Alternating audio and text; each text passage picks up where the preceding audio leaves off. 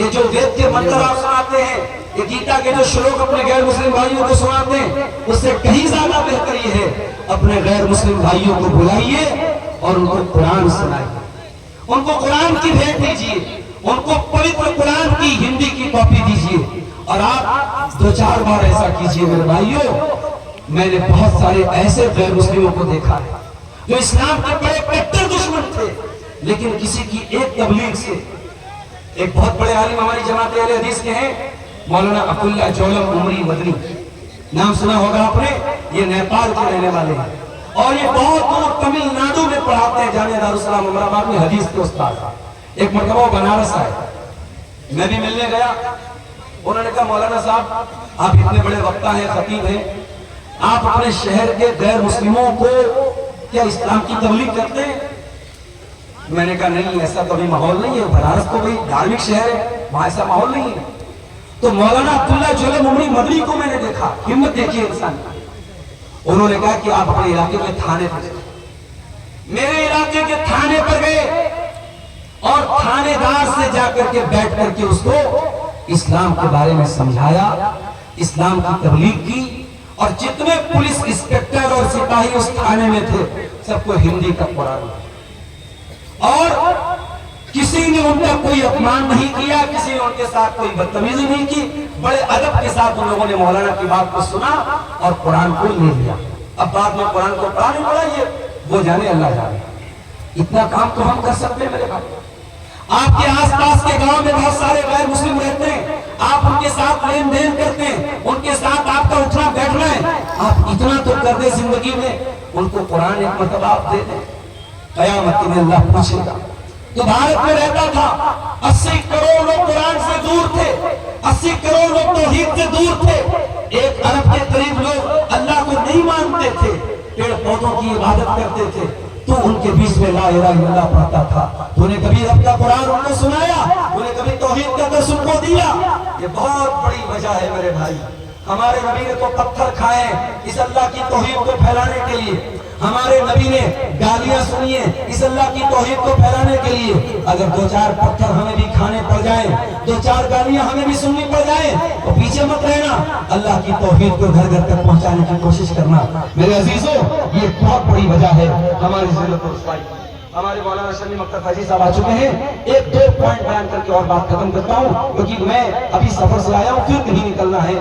میں موضوع کیا ہے؟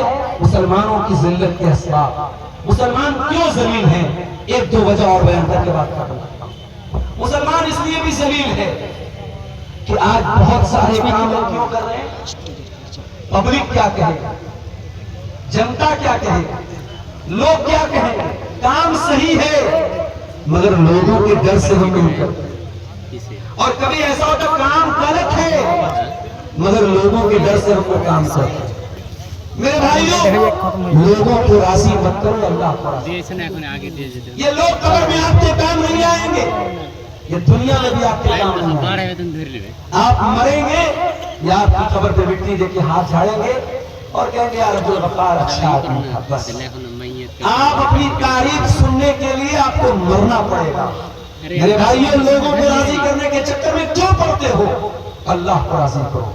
اللہ کے پیارے نبی فرماتے ہیں من التمس رضا اللہ بسخط الناس، جو اللہ کو راضی کر دے اور لوگوں کو ناراض کر دے، لوگوں کو ناراض کر کے اللہ کو راضی کر دے، کفاہ اللہ مغورۃ الناس، اللہ اس کے لیے کافی ہو جائے گا۔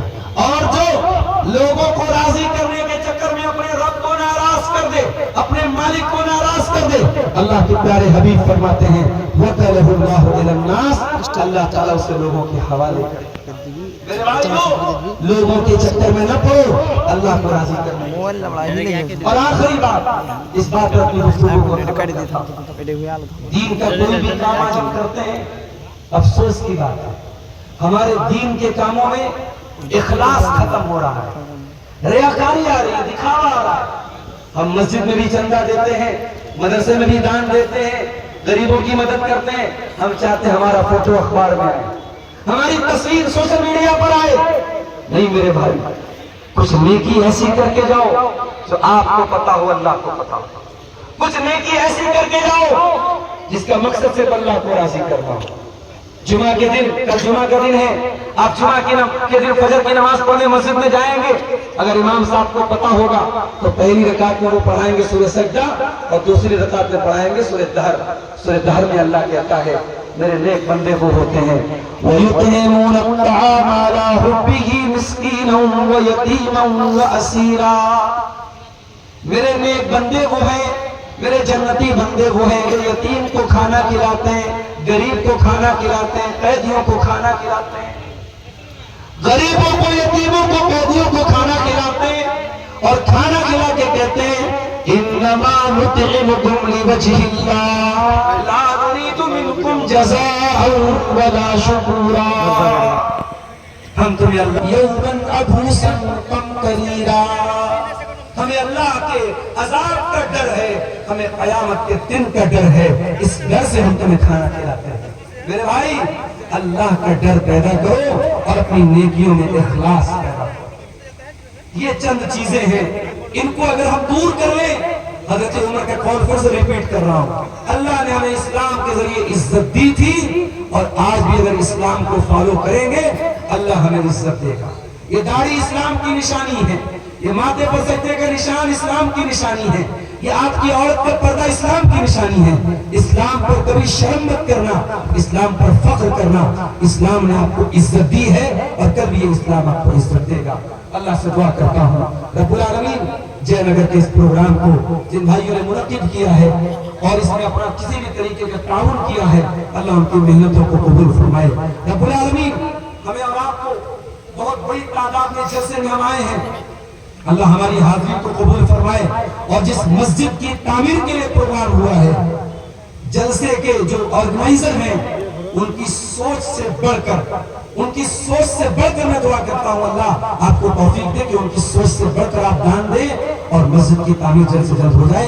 اللہ ہم سب کو اس کی توفیق عطا فرمائے۔ رب العالمین ہمیں اپنے علماء کی عزت اور ان کا احترام کرنے کی توفیق عطا فرمائے۔ رب العالمین ہمارے دلوں کو ہر قسم کی کدورتوں سے پاک کر دے۔ اللہ جب تک دنیا میں زندہ رکھے اسلام پر زندہ رکھے اور ہمارا خاتمہ ایمان پر ہو، آمین۔ وآخر دعوانا الحمدللہ رب العالمین، والسلام علیکم ورحمۃ اللہ وبرکاتہ۔